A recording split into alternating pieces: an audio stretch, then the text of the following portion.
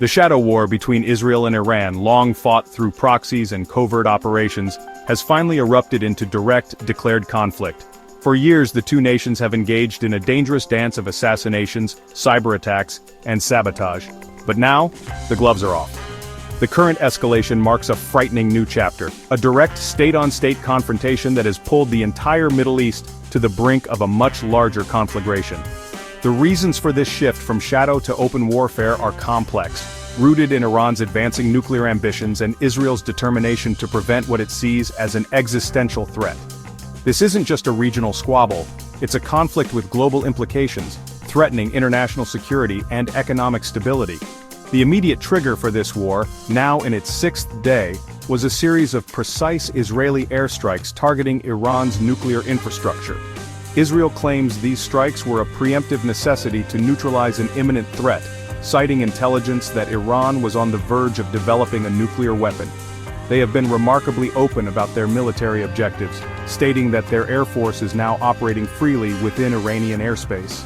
This aggressive posture is a significant departure from their previous policy of strategic ambiguity. The Israeli government, led by Prime Minister Netanyahu, seems to have calculated that the risk of inaction was far greater than the risk of a full-scale war, a gamble that has now become a devastating reality. In response, Iran has unleashed its own military might, launching waves of ballistic missiles toward Israeli territory. The Islamic Revolutionary Guard Corps, or IRGC, has declared that its actions are a legitimate and legal response to what it calls blatant Israeli aggression.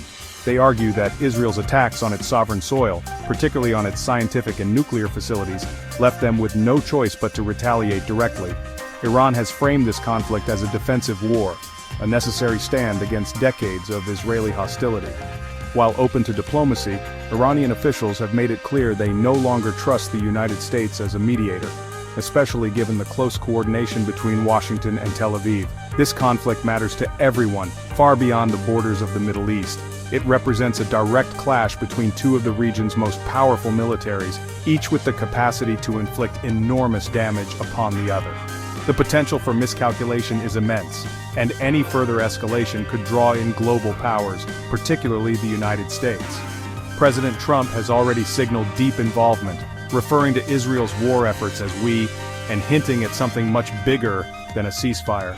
The world is watching, holding its breath, as this ticking time bomb threatens to detonate, with consequences that would be felt across every continent in the form of economic shocks and geopolitical instability. The military operations in this conflict have been defined by advanced technology and long-range firepower, a terrifying spectacle of modern warfare conducted primarily from the air. Israel has reported a stunning number of strikes, claiming to have hit over 1,100 targets inside Iran in just 5 days. Their focus has been surgically precise, aimed at crippling Iran's nuclear program. Facilities at Natanz and Isfahan, confirmed by the International Atomic Energy Agency as key nuclear sites, have been heavily damaged. Israel also claims to have destroyed 2 crucial centrifuge production sites in Karaj and Tehran, along with a significant portion of Iran's missile launchers and air defense systems in an attempt to disarm their adversary. Iran has not been a passive victim in this exchange. The IRGC has retaliated with its own formidable arsenal, launching hundreds of ballistic missiles at Israel. These attacks have caused what officials describe as unprecedented disruption. Iran claims to have achieved over 35 direct hits on sensitive Israeli military installations, including air bases, a university, and even an oil refinery. Their strategy appears to be one of inflicting symmetrical pain, demonstrating that they can strike deep within Israeli territory and disrupt both military operations and civilian life. This capability has shattered any illusion of Israeli invulnerability and has proven that Iran can sustain a high-intensity missile campaign against a technologically superior foe. The conflict has also been a war on leadership. Israel has successfully targeted high-ranking Iranian military officials, claiming the life of Major General Ali Shadmani, a top commander, and at least 10 other senior officers. This strategy aims to decapitate the Iranian command structure, creating chaos and confusion within their military ranks and disrupting their ability to coordinate a coherent defense or counteroffensive. These assassinations are a stark message from Israel that no one in the Iranian leadership is safe, escalating the personal stakes for those directing the war effort from Tehran and further fueling the cycle of retaliation and revenge. For its part, Iran's supreme leader, Ayatollah Ali Khamenei, has remained out of public view, reportedly moved to a secure bunker. From this undisclosed location, he has issued defiant statements, vowing that Iran will not accept an imposed peace war. This message is aimed at both a domestic and international audience, signaling that Iran will not surrender to Israeli or American pressure. Meanwhile, President Masoud Pezeshkian has called for national unity, attempting to rally a fractured nation in the face of external attack. The resilience of the Iranian leadership, even as it is targeted directly, will be a critical factor in how this conflict unfolds in the coming days and weeks. Beyond the strategic calculations and military hardware, the true toll of this war is measured in human lives and shattered communities. In Iran, the numbers are grim. The health ministry has reported over 224 people killed, and more than 1,800 injured from the relentless Israeli airstrikes. The capital, Tehran, is gripped by fear and chaos. Following Israeli warnings of further strikes, a mass exodus is underway, with terrified residents clogging highways in a desperate attempt to flee. This has led to severe traffic jams, fuel shortages, and a growing sense of panic, transforming a bustling metropolis into a city on the run. Even aid workers are not safe, with 4 members of the Red Crescent killed while trying to help the wounded. The pain is just as acute in Israel, where Iranian missiles have brought the war home to ordinary citizens. The government has reported at least 24 people killed and over 600 injured. The psychological impact is profound, as air raid sirens become a constant feature of daily life. The physical destruction is also immense, with over 2,000 people now homeless and more than 1,300 displaced individuals living in temporary shelters and hotels. The scale of the damage is reflected in the more than 18,000 compensation claims filed for property destroyed by missile strikes. For many Israelis, the sense of security that the state has long promised has been fundamentally broken by this conflict. Daily life in both nations has been completely upended. In Iran, the war has been compounded by a digital siege. Severe internet disruptions have been reported across the country, with bandwidth allegedly cut by 80%. The government has warned citizens against using popular messaging apps like WhatsApp, claiming they are being used by Israeli intelligence for targeting purposes. This has not only isolated Iranians from the outside world, but also from each other, making it difficult to find loved ones or access reliable information. The combination of physical danger and digital isolation has created an atmosphere of profound anxiety and fear for millions of ordinary Iranians. Similarly, in Israel, the rhythm of life has been replaced by a state of constant alert. Schools are closed, businesses are shuttered in high-risk areas, and public gatherings are banned. The economy is suffering as tourism evaporates and productivity plummets. The war has permeated every aspect of society, from the conversations around the dinner table to the anxious glances at the sky.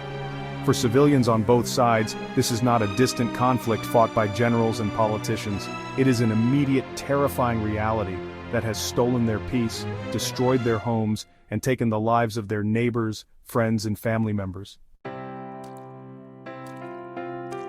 The international community has reacted to the escalating conflict with a mixture of alarm, condemnation, and frantic diplomatic maneuvering. The United States, under President Trump, has taken a hardline stance, demanding Iran's unconditional surrender and openly considering direct military intervention. This position has been met with caution from other world powers. French President Emmanuel Macron has explicitly warned against seeking regime change in Iran through military force, calling it a recipe for chaos and urging a ceasefire. Russia has condemned Israel's strikes on nuclear facilities as illegal and dangerous, while China's President Xi Jinping has offered to mediate, emphasizing the principle of national sovereignty. Regional powers are also deeply involved, with their reactions largely falling along existing geopolitical fault lines. Turkey's President Erdogan has labeled Israel's actions as state terrorism, while defending Iran's response as natural, legal, and legitimate, offering his services as a mediator.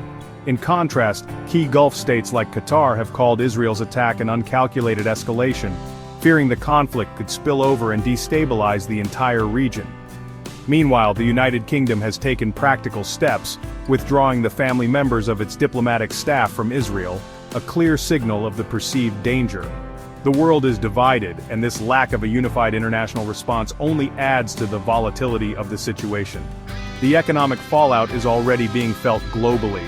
Oil prices have surged by nearly 5%, reaching over $74 per barrel, the highest they have been since January.